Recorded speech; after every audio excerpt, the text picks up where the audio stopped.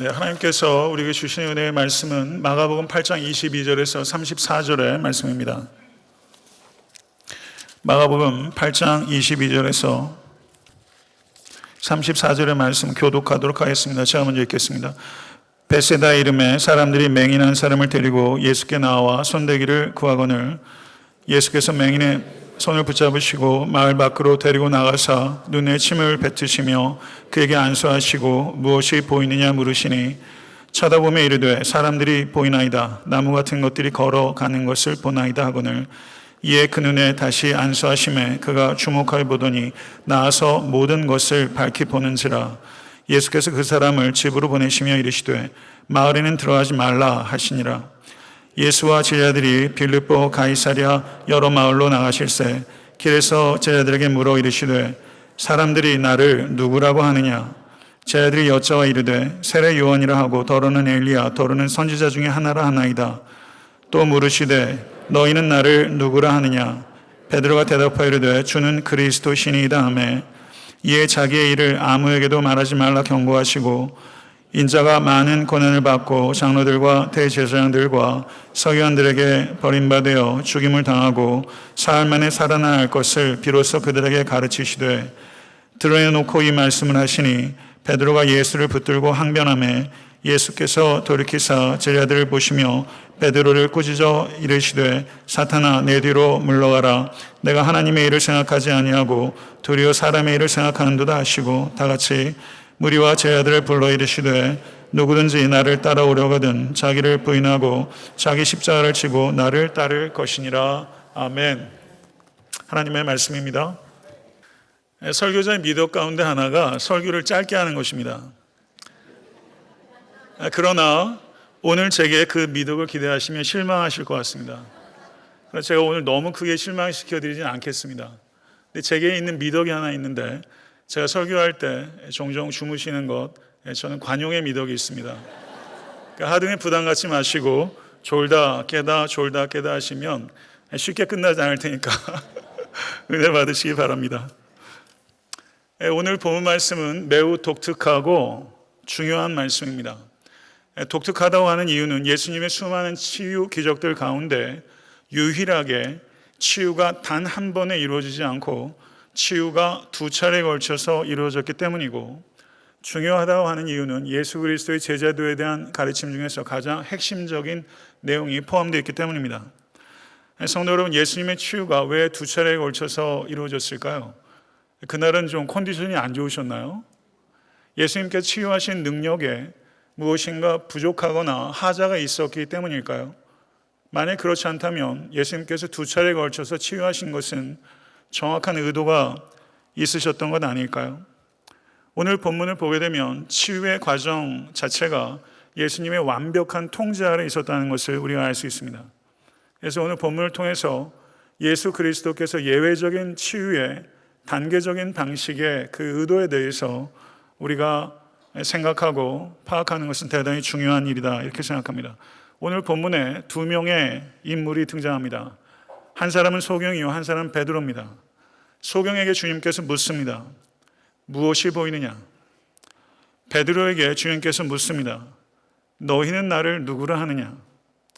한 사람은 육적인 시력, 사이트에 문제가 있는 사람이고 베드로는 영적인 시력, 인사이트에 문제가 있는 사람입니다. 소경이 한 차례의 치유를 통해서 본다고 할 수도 없고 못 본다고 할 수도 없는 애매한 어중간한 상태에 있었던 것처럼 베드로를 포함한 예수님의 제자들은 예수님에 대해서 이해한다고도 할 수 없고 또 이해하지 못한다고도 할 수 없는 어중간한 결함이 있는 이해의 상태에 있었다는 것을 반영하고 있는 것입니다. 베드로를 비롯한 제자들의 이해가 결함이 있는 이해라고 하는 이유는 베드로는 예수님을 주는 그리스도시니이다 라고 표면적으로는 맞게 고백했지만 베드로가 그리스도라는 그 의미를 생각하는 것과 예수 그리스도께서 이 땅에 구원하시라고 하시는 그리스도상의 의미는 전혀 다른 것이기 때문입니다. 본문에서 소경은 두 단계를 걸쳐서 완벽하게 시력을 회복했습니다. 그러나 제자들은 부활의 주님을 만나고 나서야 완벽한 시력을 회복하게 될 것입니다. 그래서 두 단계에 걸쳐서 치유된 제자 소경은 제자들의 현재적 보지 못함과 미래적 봄을 동시에 상징하는 인물로 이 소경이 소개되고 있는 것이다. 이렇게 이해하면 틀림이 없는 것입니다. 이제 본문으로 들어가서 본문을 조금 더 이해해보고 여러분과 저의 영적 시력은 문제가 없는지, 그리고 우리들은 과연 그리스도의 제자라고 할 수 있는 사람인지, 우리 모두가 오늘 말씀을 통해서 제자가 될 뿐만 아니라 또 제자 삼는 일에 여러분과 저의 남은 삶을 집중할 수 있게 되기를 간절히 바라면서 이제 본문을 이야기하도록 하겠습니다. 22절을 보게 되면 배가 벳세다에 도착했다라고 말하고 있습니다. 문맥을 주의 있게 살피게 되면 예수 그리스도께서 4장 35절에 처음 배를 타는 장면이 나옵니다. 그래서 거라사 지방으로 가십니다. 그리고 계속해서 배를 타시고 갈릴리 바다 이쪽 저쪽을 다니시면서 가르치시고 치유 사역을 하셨습니다. 그리고 오늘 본문 22절에 벳세다에 배가 상륙한 이후로 복음서에 예수님께서 배를 타시고 움직이신 것은 기록되어 있지 않습니다. 예수님께서 예루살렘에 입성하실 때 나귀를 타신 경우를 제외하고는 예수 그리스도는 철저하게 도보로 움직이게 되실 것입니다. 도보 여행은 배로 여행하는 것보다 훨씬 힘겹고 더딘 여행입니다. 이와 같이 배를 타고 이동하셨다가 도보로 이동하는 이와 같은 이동수단의 변화는 예수 그리스도의 앞으로의 사역이 점점 어려워질 것이라고 하는 일종의 복선으로 작용하는 것이 틀림없습니다. 그리고 8장 22절 이후로는 정확하게 마가복음 16장의 센트럴 포인트라고 할 수 있는 오늘 본문 이후로 기적 사건이 현저하게 감소합니다. 마가복음에 18개의 기적이 기록되어 있습니다. 그런데 8장 22절 앞부분에 전반부에 무려 18개의 기적들이 집중되어 있습니다. 뒤에 있는 기적이 단 4차례밖에 없고 오늘 본문 8장 22절부터 10장 52절까지 앞에 8장 21절까지는 Jesus in Galilee, 갈릴리의 예수, 그리고 11장 1절부터 16장 20절까지는 Jesus in Jerusalem, 예루살렘의 예수, 그리고 8장 22절부터 10장 52절까지는 갈릴리에서 예루살렘으로 이동하시는 예수가 기록되어 있습니다. 이 예루살렘으로의 마지막 여정에 기적이 3개가 기록되어 있는 것입니다. 그리고 기적의 숫자가 현저히 줄고 있는 이 여행길에 예수께서는 3번의 순환 예고를 하고 계십니다. 그리고 명백하게 드러내놓고 이 말씀을 하셨습니다. 명백하게 예수 그리스도의 패션에 대해서 예수께서 말씀하셨다고 할 수 있는 이유는 예수께서 자신의 죽음에 대해서 암시하신 적이 한 번 있기 때문입니다. 마가복음 2장 20절에 신랑을 빼앗길 날이 이르리니 그날에는 금식할 것이니라 라고 말씀하시면서 자신의 패션에 대해서 은유적으로 암시하셨지만 지금 8장부터 9장, 10장 3차례에 걸쳐서는 명백하게 자신의 운명에 대해서, 자신이 죽음에 대해서, 고난에 대해서 예수께서 명백하게 말씀하시기 시작하셨다는 특징이 있는 것입니다. 십자가를 지기 위해서 예루살렘으로 가시는 예수님의 이 마지막 여정, 이 여정을 한 신약학자는 왕의 여정이다 이렇게 표현했습니다. 지금은 캐나다 리젠트 칼리지에서 J.I. 패커가 있던 학교입니다. 조교수로 있는 리키 왓츠라는 소장학자가 있는데 이 사람이 캠브리지 대학에서 박사학위 논문으로 이사야서라는 렌즈로 마가복음을 이해한 논문을 썼는데 상당히 주목할 만한 논문입니다. 거기에서 이 젊은 학자가 이렇게 말했습니다. 예수님께서는 자신을 추종하는 자들에게 그가 예루살렘에 올라가는 것은 전통적인 방식으로 적을 괴멸시키기 위해서가 아니라 오히려 적에게 죽임을 당하기 위함이라고 공언합니다. 거룩한 승리에 대한 소망을 부인하는 것이 아니라 오히려 거룩한 소망을 십자가를 중심으로 하여 급진적으로 개작하고 있는 것입니다. 종의 고난이 당신의 통치를 실현하기 위해 하나님께서 친히 선택한 수단이었다는 것을 예수께서는 명확하게 밝히셨습니다. 이렇게 이야기를 했습니다. 전통적인 왕의 여정은 그리고 수도에 들어가서 적들을 괴멸시키는 승리의 방식입니다. 그렇지만 예수라는 이 Mysterious King, 이상한 왕의 방식은 들어가서 적에게 죽임을 당하는 방식으로 역사적 승리를 가져오는 왕이라는 것이죠. 그리고 이 죽음은 예고됨으로 인해서 선택한 죽음이라는 것을 명확하게 왕이신 예수께서 밝히신 것입니다. 예루살렘의 여정에서 중요하게 등장하는 모티브가 있습니다. 그것은 호도스, 길입니다. 저는 제가 특별히 좋아하는 단어들 중에 하나가 길이라는 것입니다. 길을 생각하면 우리의 영혼의 심상 가운데 여러 가지 이미지들이 떠오르면서 추억에 잠기게 합니다.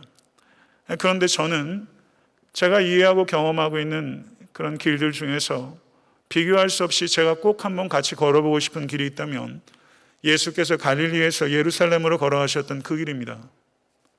제자들이 같이 동행했던 그 길, 기적이 현저하게 줄어드는 길, 순환에 대해서 폭발적으로 얘기하기 시작하는 길, 그래서 무리들이 점점 이탈하는 길, 그 길을 주님과 같이 걸어보고 싶습니다. 신명기 6장 7절에 내 자녀에게 부지런히 가르치며 집에 앉았을 때든지 길을 갈 때든지 누워 있을 때든지 일어날 때든지 말씀을 강론할 것이며, 예수 그리스도께서는 신명기 6장 7절의 말씀 중에 길을 갈 때든지 하나님의 말씀을 강론할 것이며, 이 말씀을 그대로 적용해서 갈릴리에서 예루살렘으로 가는 이 길은 사실은 학교입니다. 노상 학교입니다. 건물 안에 들어가서 있는 제도권의 학교가 아니라 노상에서 이루어지는 학교입니다. 우리가 믿는 종교는 말씀의 종교입니다. 말씀 중심의 신앙생활을 해야 합니다. 그렇지만 말씀 중심이라는 뜻은 설교 중심이라는 것보다 훨씬 큰 의미입니다. 설교에 대해서 저는 각별한 책임감을 가지고 연구하고 기도하고 뜨겁게 선포하는 것이 제 책임이지만, 말씀 중심은 설교 중심보다 훨씬 큰 의미입니다.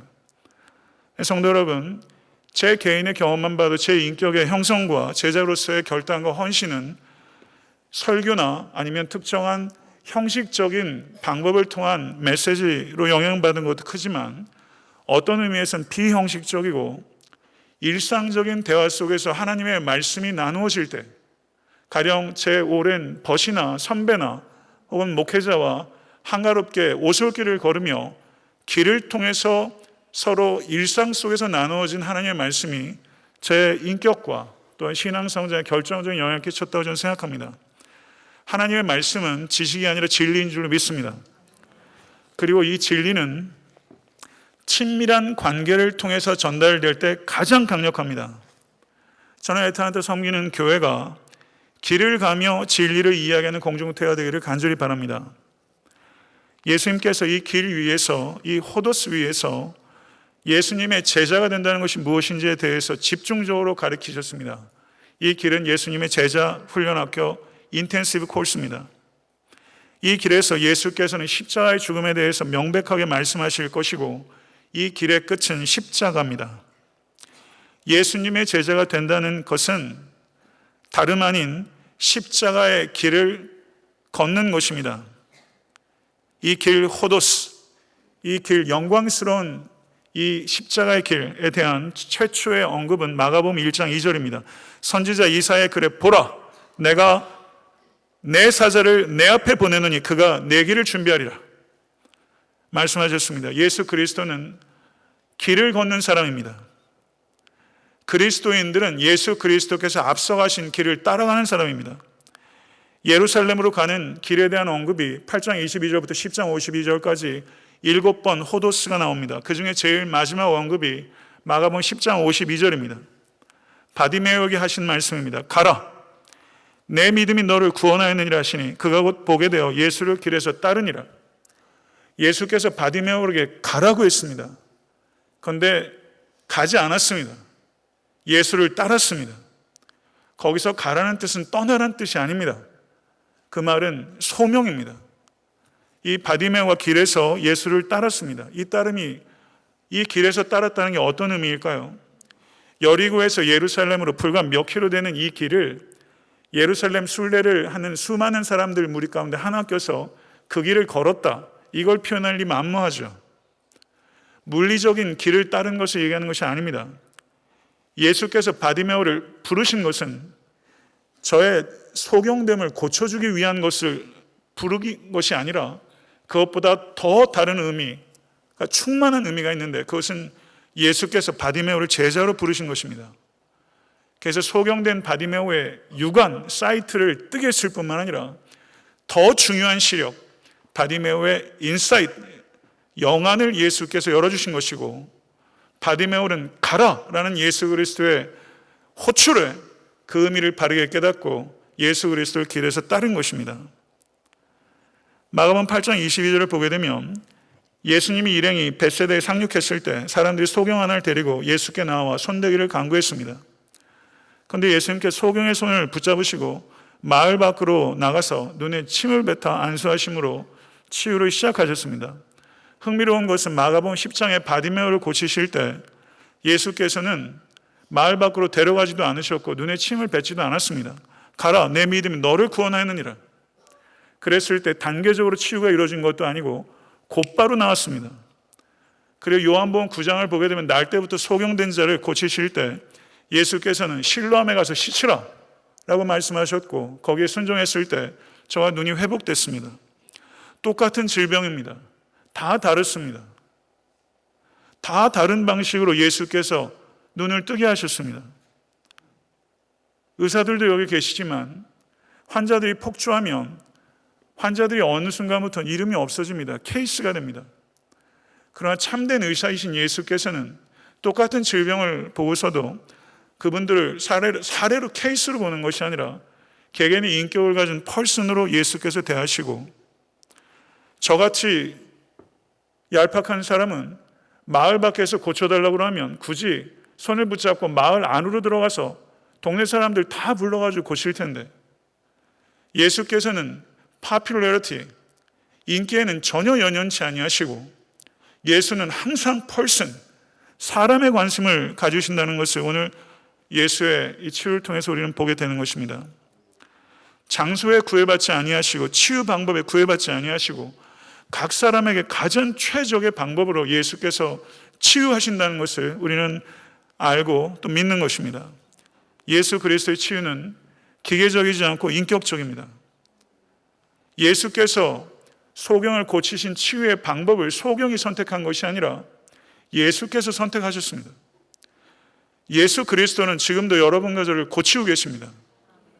우리를 치유하시는 방법을 우리가 선택하기 원하지만 그것은 우리에게 속한 것이 아니라 전적으로 자유로우신 예수 그리스도의 주권에 속한 것이고, 그리고 그것이 이해가 되든 아니면 받아들이기 싫든 좋든 상관없이 주님께서 우리에게 택하시는 그 방법이 여러분과 저에게 최선인 것을 믿습니다. 이것을 경험하실 수 있게 간절히 축원합니다. 예수께서 물으셨습니다. 무엇이 보이느냐? 이것은 예리한 질문입니다. 그리고 무거운 질문입니다. 소경이 대답합니다. 사람들이 보이나이다. 나무 같은 것들에 걸어가는 것을 보나이다. 본다고도 할 수 없고 못 본다고도 할 수 없는 상태입니다. 믿는다고도 할 수 없고 믿지 않는다고도 할 수 없는 우리의 애매한 신앙 상태를 이해하는 것이라고 할 수 있습니다.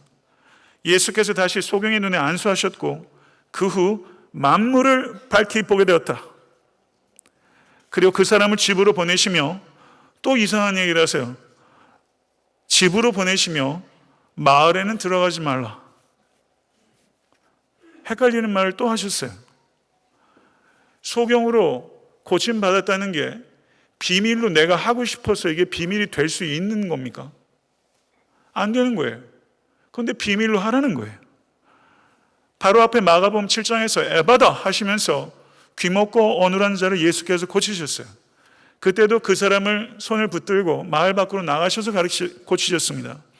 그랬더니 예수께서 저에게 경계하사 아무에게도 이르지 말라 하시되 경계하실수록 저희가 더욱 널리 전파하니, 이렇게 됐잖아요.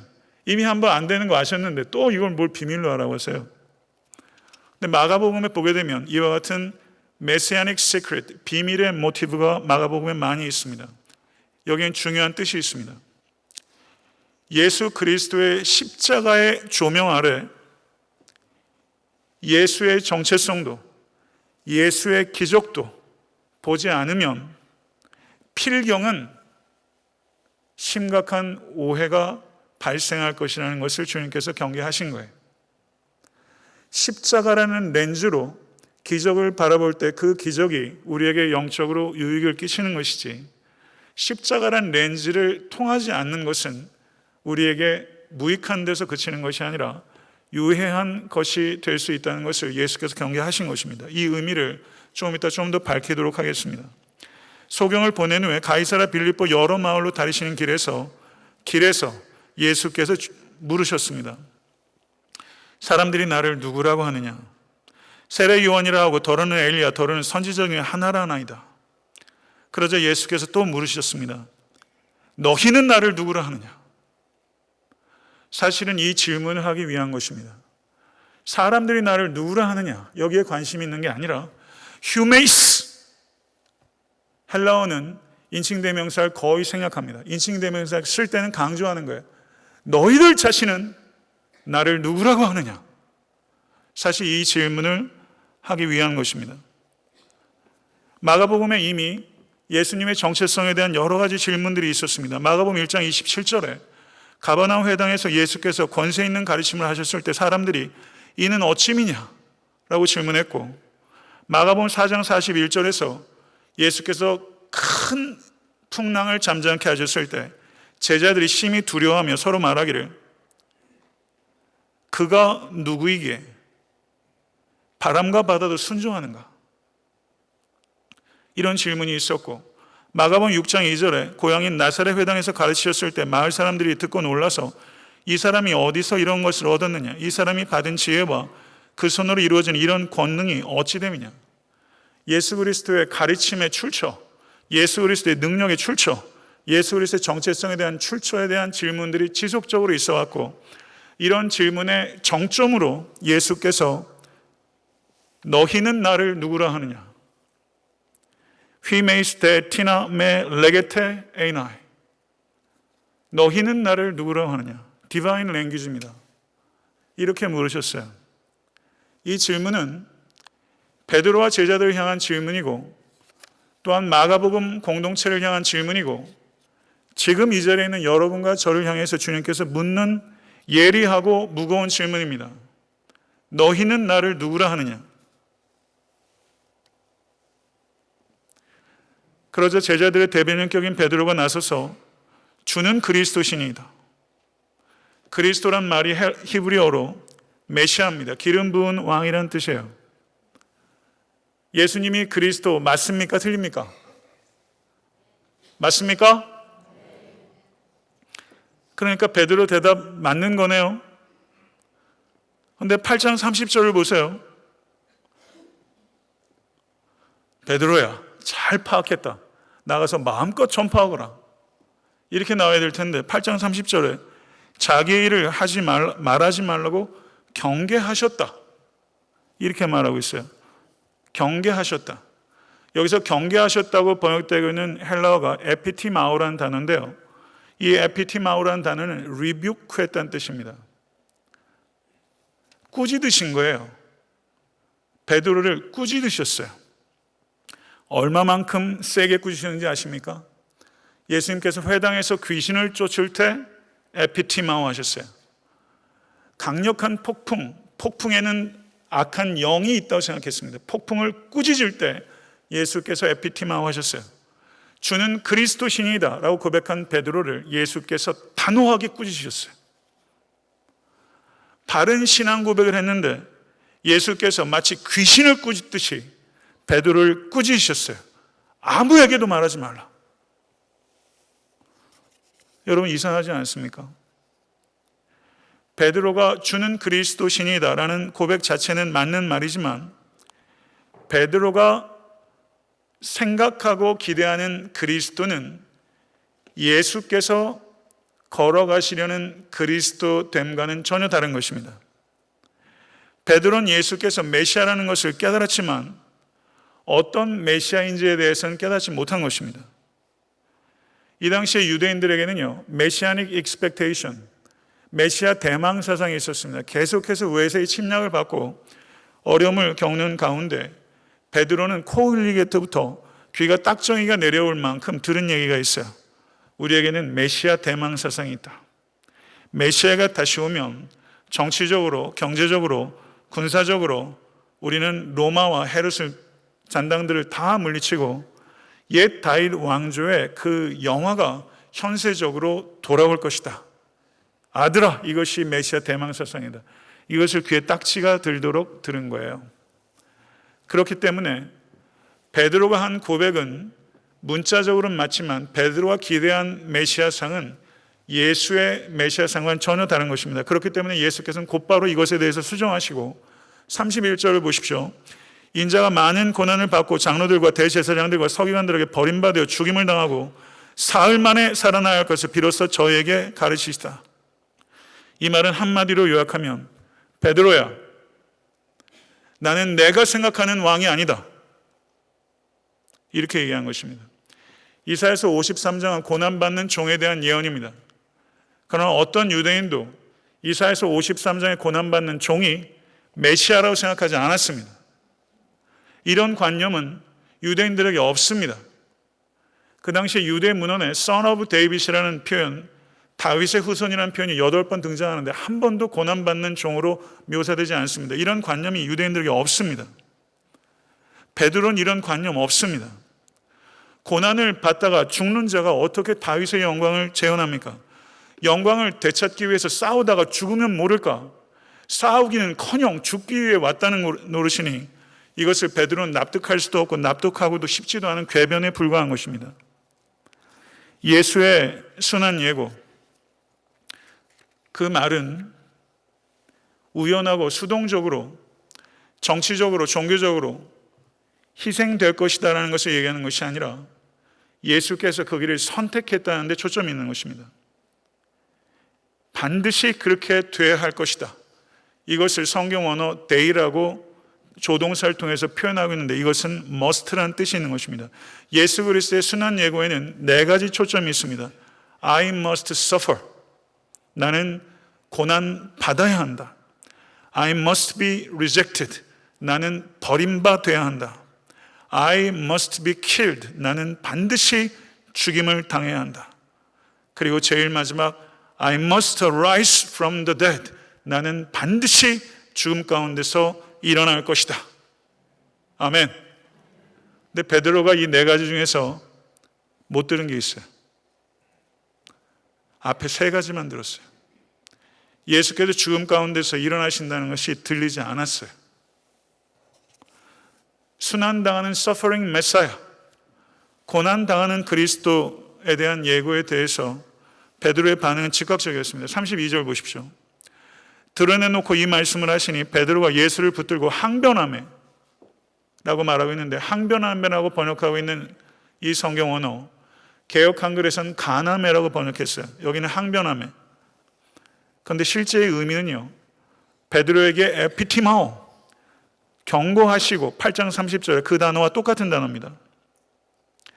그리고 33절을 보게 되면 꾸짖어라는 단어가 있죠. 이 3개의 단어가 똑같아요.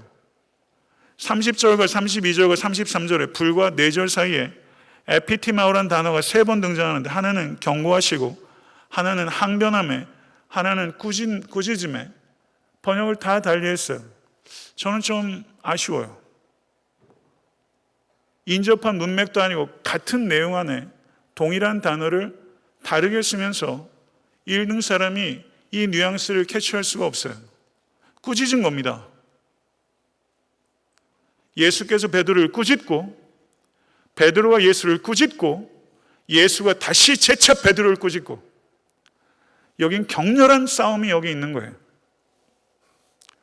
32절에 붙들고 항변하매라고 했을 때 거기 붙들었다라는 단어가 사도행전 18장 26절에 그가 회당에서 담대히 말하기를 시작하고는 브리스길라와 아글라가 듣고 데려다가 하나님의 도를 더 정확하게 풀어 이르니라. 브리스길라와 아글라가 아볼로를 데려다가 가르쳤어요. 그때 데려다가라는 단어가 붙들고라는 단어와 똑같은 단어입니다. 그러니까 지금 예수를 베드로가 붙든 것이 마치 브리스길라와 아굴라가 아볼로를 가르치는 것처럼, 제자인 베드로가 마치 스승이라도 됐냐, 예수를 붙들고 제자처럼 꾸짖고 가르치는 것입니다. 베드로는 예수님의 순한 예고가 예수님 한 분의 죽음이 아니라 자기의 야망이 죽는 것을 뜻했기 때문입니다.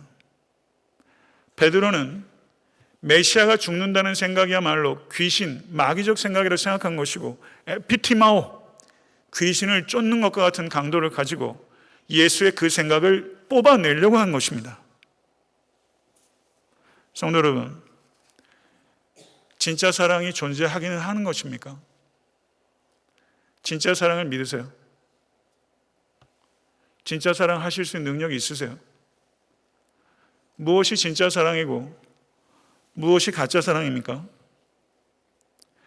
가짜 사랑은 자신을 위해 상대방을 이용하는 것입니다. 진짜 사랑은 상대방을 위해 자신을 주는 것입니다. 윌리엄 벤스톤이라는 신학자가 이런 말을 했어요. 제 폐부가 찔리는 것 같더라고요.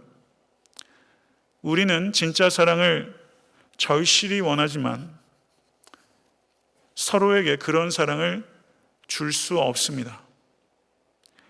우리의 사랑은 모두 어느 정도 가짜입니다. 그래서 우리는 오직 그리스도에게서만 진짜 사랑을 받을 수 있습니다. 맞는 말이죠. 성도 여러분, 주님을 향한 저의 사랑, 주님을 향한 여러분의 사랑, 어느 정도는 가짜입니다. 어느 정도 가짜입니까? 주님을 향한 여러분의 사랑, 저의 사랑, 어느 정도 가짜입니까? 진짜 사랑은 상대방을 위해서 자신을 주시는 것이고, 선한 목장은 양을 위해서 자신을 버리나니, 주님께서 요한복음 10장에서 누차 말씀하셨고 실제 그렇게 그 길을 가셨습니다. 예수 그리스도만이 여러분과 저를 진짜 사랑하십니다. 거기에는 거짓이 조금도 없습니다. 이 진짜 사랑을 진실로 경험하고 받아들이는 사람은 다른 사랑에 연연하지 않습니다. 다른 사랑에 연연하지 않습니다. 이 진짜 사랑을 통해서 우리의 사랑에서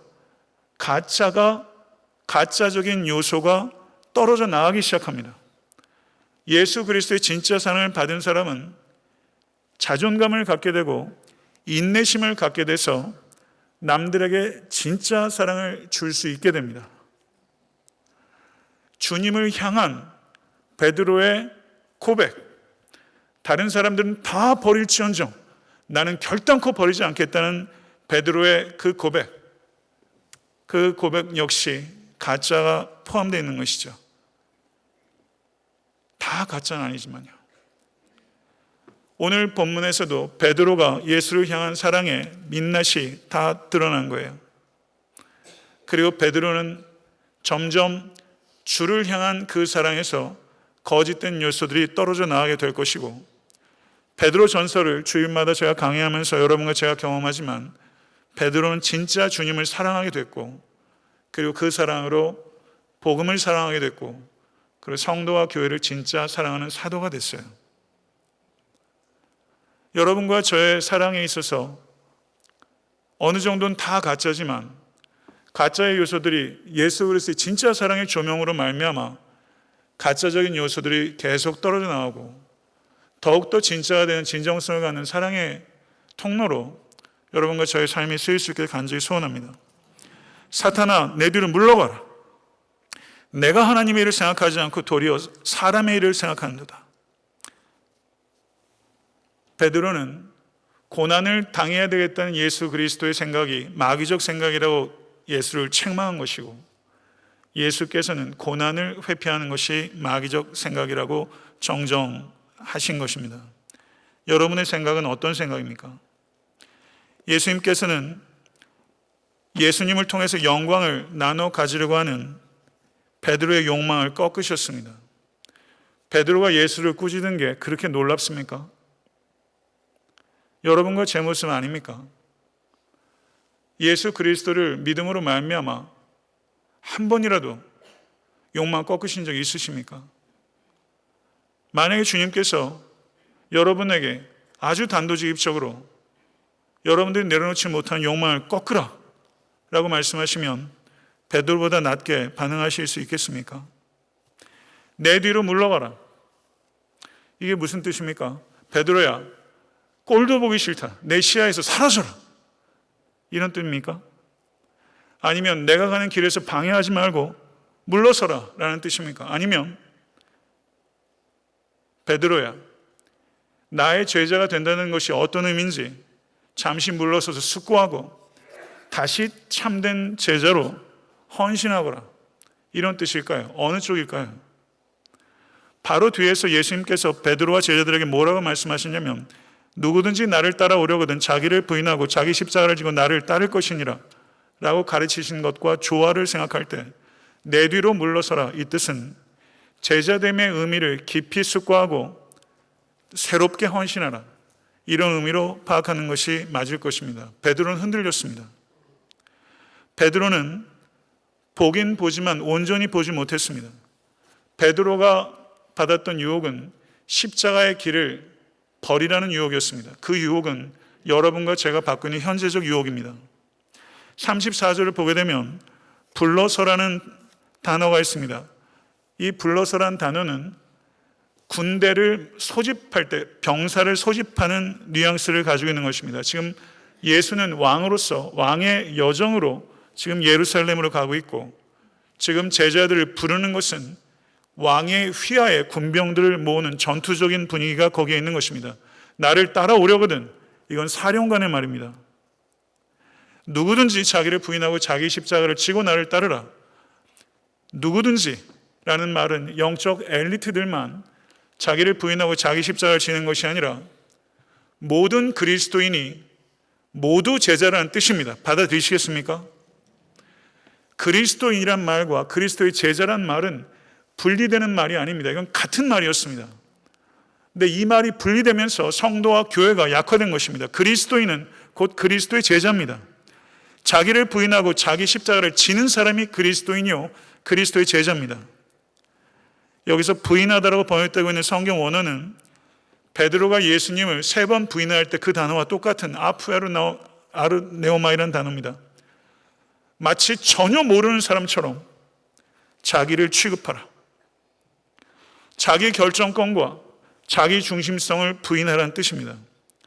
이것은 이 자리에 계신 성도님들 한 분 한 분의 개성을 무시하라는 뜻이 아닙니다. 세상적인 것에서 정체성을 찾지 말라는 뜻입니다. 여러분과 저는 항상 둘 중에 하나를 선택합니다. 자기를 부인할 것인가, 예수를 부인할 것인가. 이것이 우리의 모든 선택의 두 가지 선택지입니다. 자기 부인을 어디까지 요구하시는가? 십자가를 지기까지 요구하십니다. 십자가의 세로목은 땅에 박혀 있고 십자가의 가로목을 제수들이 지는데 그 십자가의 가로목을 라틴어로 파티블룸이라고 합니다.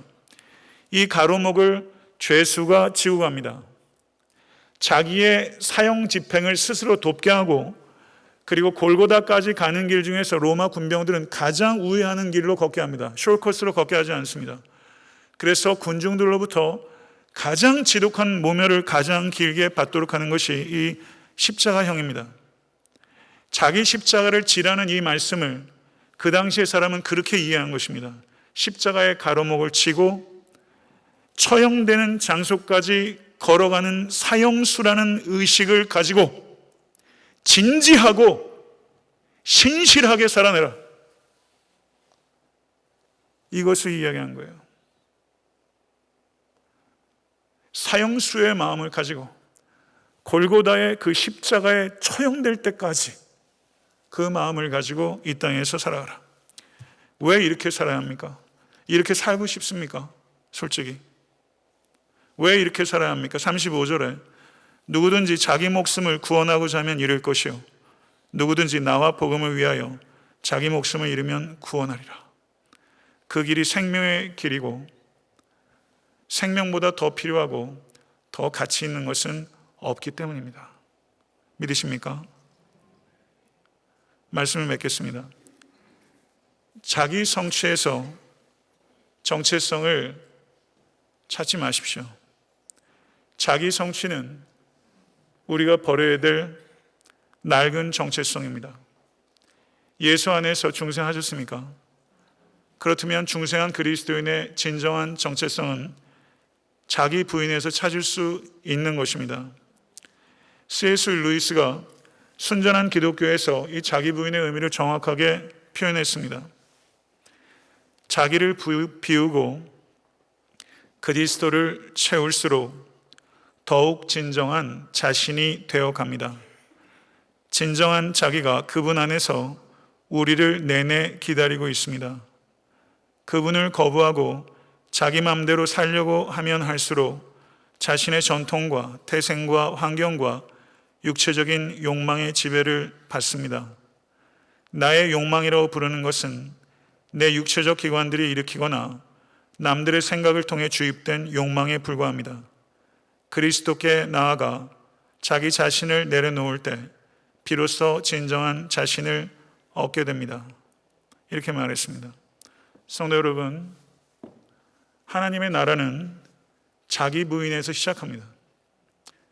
자기 부인은 약한 것 같습니다. 그러나 약하게 시작된 하나님의 나라는 절대 약하게 끝나지 않습니다. 여러분이 부인하지 않는 것은 여러분의 것이 아닙니다. 물질을 부인하지 않으면 그 물질은 여러분의 것이 아닙니다. 부인하는 것만 여러분의 것입니다. 그리스도만을 추구하십시오. 그러면 모든 것을 덤으로 더해 주시는 하나님의 풍성함을 경험하게 될 것입니다. 십자가의 길을 걷는 제자가 되십시오. 자기를 찾게 될 것입니다. 그리고 모든 것을 주님께서 부어주시게 될 것입니다. 이와 같은 삶의 경험들이 우리 사랑하는 모든 권속들의 삶과 애타한테 섬기는 교회 가운데 풍성하게 간증으로 나눠질 수 있게 되기를 간절히 소망합니다. 기도하겠습니다.